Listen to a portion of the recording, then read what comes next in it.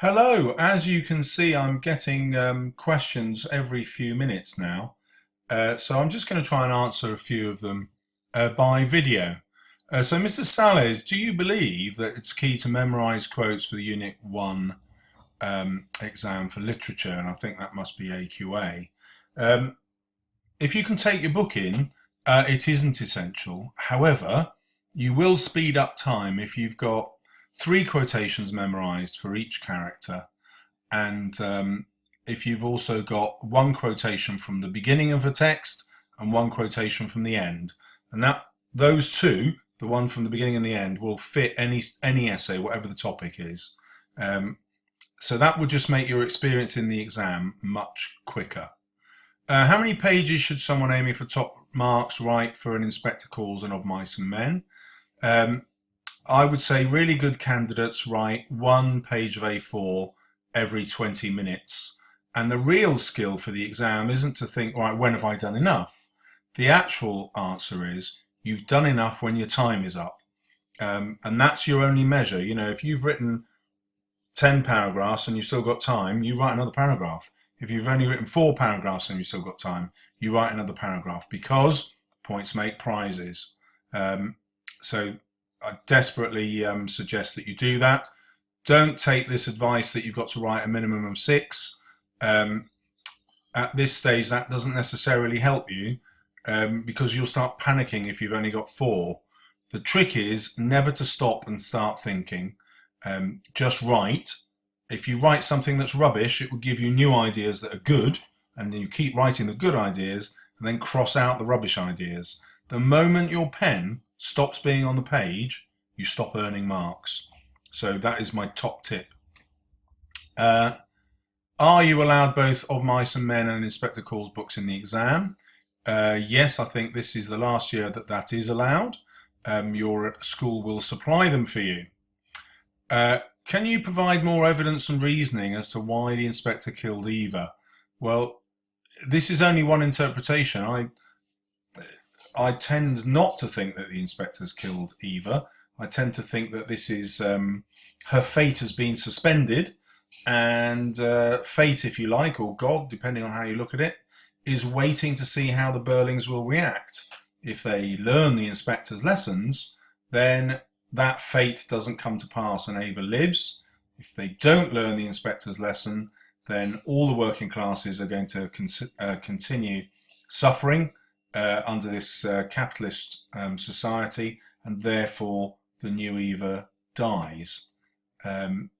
So some readers decide that there's some real Machiavellian plot here going on, that if the inspector, if you like, has the power to keep Eva alive, but chooses to kill her in order to teach that moral lesson.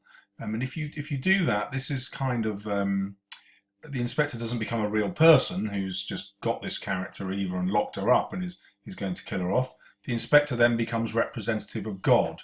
You know, we can't understand God's mind, and people die all the time, don't they? And so it's that sort of idea that it would be part of God's plan for Eva to die in order to change the minds of the younger generation.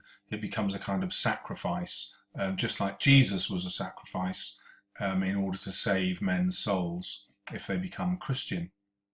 So you don't have to take that interpretation at all. Hi, Miss Salles, this is urgent. Got to get an A star. How much would you have to write for Part A and Part B? So that's not real clear thinking. As I said, you keep writing till the end. Would you encourage writing both parts together or separately? Well, you should have done some practice questions by now to find out what you do best. What I would say is that the mark scheme doesn't distinguish between parts A and B. They're not marked separately. So you can write them together. It's really what's going to help you make sure you answer both parts. For many students, it will help to separate them. For other students, it won't. But you need to know which type of student you are. My main question is how much you need to write to get an A star in terms of words. Well, you can see that's a common problem which I've already answered. If I get an Of Mice and Men question for part A, I don't really know how to answer the quotations off by heart since there is a text.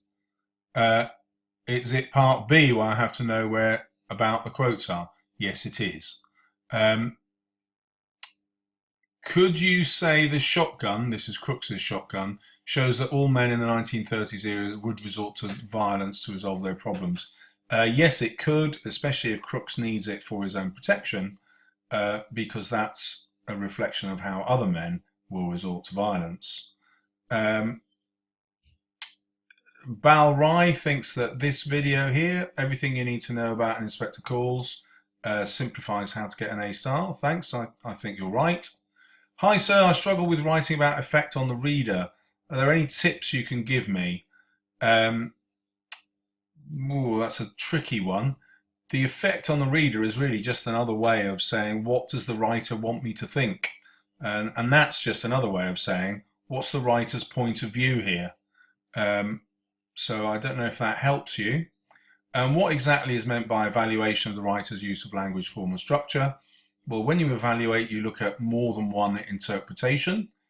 So, for example, is Slim a godlike figure who behaves in an honourable way that we are encouraged to admire? Or is his decision-making cruel and heartless and therefore leaving out the important matter of people's feelings and therefore someone we should not admire? So two different ways of looking at the same character, and you evaluate by deciding which is better. When you're looking at form and structure, you simply ask yourself, why does this happen now? Why is it here in the novel at all?